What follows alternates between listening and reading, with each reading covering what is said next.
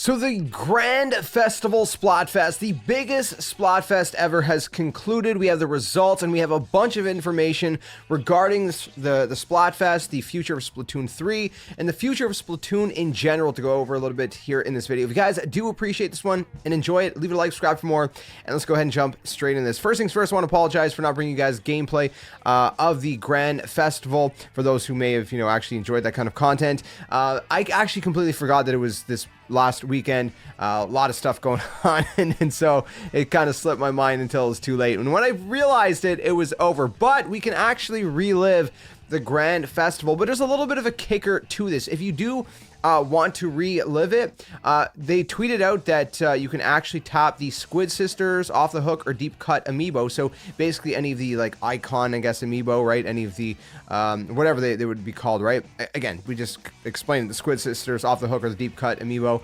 and you can basically replicate the Grand Festival venue.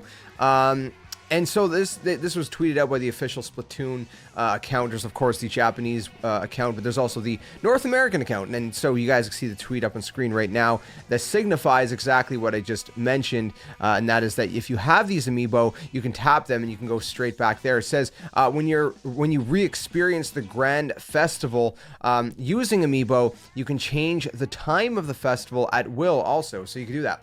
Choose from the first phase, second phase, and post-event Grand Festival stages.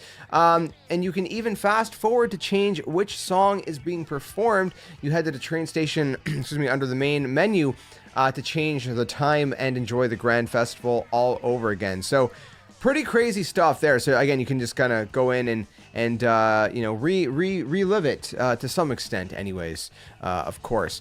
So that's that. In regards to being able to relive the festival. That said, just a quick little note: if you haven't heard, Past has won. So Past has won, and what that means is going to be something for the future of Splatoon. But we're going to talk about that in a second, because first let's talk about what's happening with Splatoon 3. Excuse me. So they tweeted out the following. They said, after 2 incredible years of Splatoon 3, regular updates will come to a close. They said, though, don't worry, Splatoween, Frosty Fest, Spring Fest, and Summer Nights will continue with some returning themes. So we're going to still get some of those kind of events a little bit. But, the regular kind of major updates and stuff, that's kind of coming to a close. And they said things like updates for weapon adjustments are still going to be obviously released as well as needed. Big run, extra work, and monthly challenges will continue for the time being. But again, it's kind of the more regular updates. Why? Because they're going to start focusing on the next game. This is what's happened for every single Splatoon. Splatoon 1, at some point, they kind of stopped with the major Splatfest and the regular updates. They had their kind of last big one. And then Splatoon, they started working on Splatoon 2. Eventually, that came out. And then same thing with Splatoon 2. Eventually, 3 came out, and so on and so forth. But that kind of takes us into the next part, which is what I begun saying a second ago. And that is the fact that the Grand Festival was, of course, past, present, and future, right? So the past is one, and they actually have some like a 4.5 minute footage of every Splatfest throughout Splatoon 3 and all the ones that won and stuff.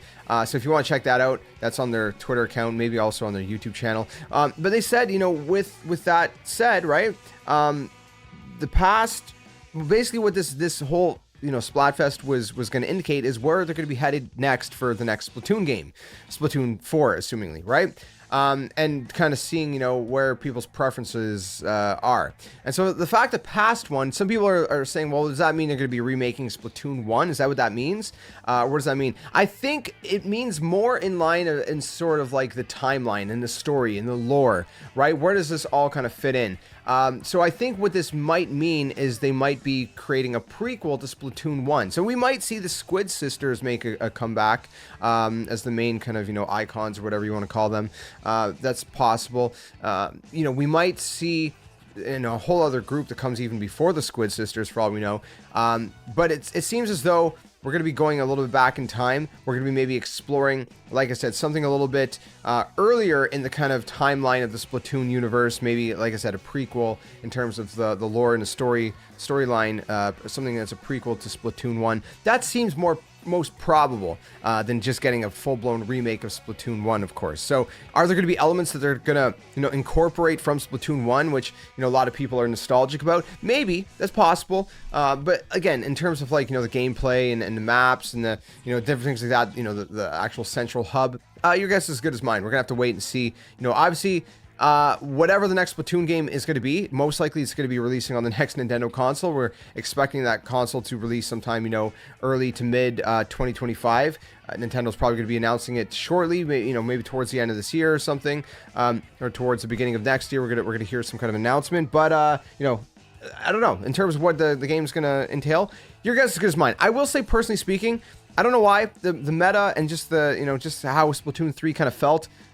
It felt a little bit. It didn't hit as well with me personally. I obviously Splatoon 1 I think is nostalgic. Obviously, it was the first game in the series, but I think I had the most fun probably with Splatoon 2. I think it was a really good game. I think it had the best of kind of both worlds and whatnot. I don't know. Splatoon 3 just didn't really resonate with me as much as the first two games did for some reason. So I'm hoping that 4 kind of feels a little bit more closer to what the first two games felt like. And you guys let me know what you think in the comments below. Out of the 3 games, if you've played all 3 or whatever ones you have played, let me know in the comments which one was your favorite one, and let me know what you hope to see from the future of Splatoon. So I'm going to wrap this one up here. If you guys enjoyed it, leave a like, subscribe for more, and again, let me know what you guys hope to see from Splatoon in the future. Again, there's still going to be regular updates for Splatoon 3, but they're obviously going to be starting to shift some resources and focus onto whatever is going to come next, the next game, which assumingly we're going to be getting on the next console, the Nintendo Switch 2 as we're calling it for now. So keep it locked for more, my friends. Whenever we get more information, I'll let you guys know here on the channel. Anything Nintendo, of course, goes here. So keep it locked, and until then, game on. I'll see you guys soon.